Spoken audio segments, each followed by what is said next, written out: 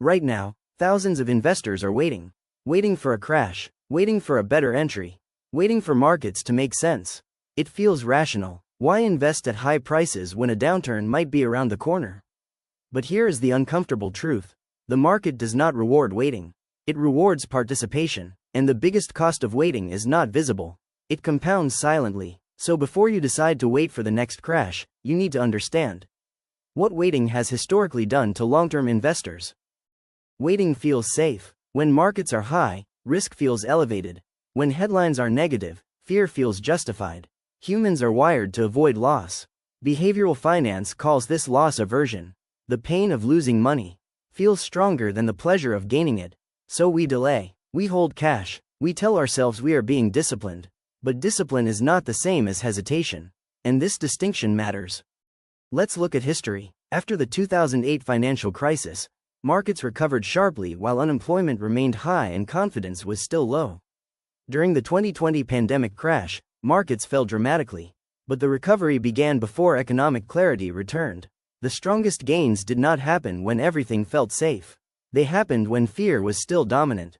This pattern repeats. Markets fall, fear spikes. Recovery begins quietly, confidence returns later, and by the time confidence returns, much of the recovery has already happened. Now let's move from theory to data. Research published by Fidelity shows that missing just the 10 best market days over several decades can reduce total returns by roughly half. Hartford Funds has published similar findings. And here is the critical detail. Many of those best days occur within weeks of the worst days. The most powerful rebounds often happen during extreme volatility, which means the investors who move to cash during panic frequently miss the recovery. And those recovery days carry disproportionate weight in long-term performance.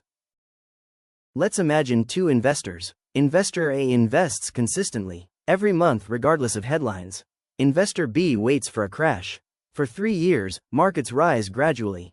Investor B waits. Eventually, a correction comes. But prices are still higher than when Investor B first decided to wait. Investor A experienced volatility. Investor B experienced hesitation, but Investor A accumulated assets during the entire period. Investor B accumulated anxiety. Over long horizons, the opportunity cost of waiting can exceed the benefit of perfect timing. Cash feels safe, but over long periods, cash loses purchasing power. Inflation continues, compounding pauses. Time moves forward even when your portfolio does not. And time is the primary engine of exponential growth. The longer capital remains invested, the more powerful compounding becomes. Waiting interrupts that engine. Now, let's address the obvious objection. What if you invest today and the market drops 20% tomorrow? That is possible. Markets are volatile, but long-term investing is not about avoiding short-term declines. It is about participating in long-term recoveries. If your time horizon is measured in decades, short-term volatility becomes noise. If your time horizon is measured in months, you are speculating. Time horizon changes everything. There are exceptions. If you need liquidity soon, you should not be heavily invested in equities. If you lack an emergency fund, stability comes first. If volatility prevents you from sleeping, your allocation may be too aggressive. The solution is not timing. It is appropriate positioning. Structure reduces stress, prediction increases it. Instead of asking, when should I invest? Ask, how should I behave? Invest monthly, diversify globally, maintain liquidity for emergencies, rebalance periodically, accept that volatility is normal.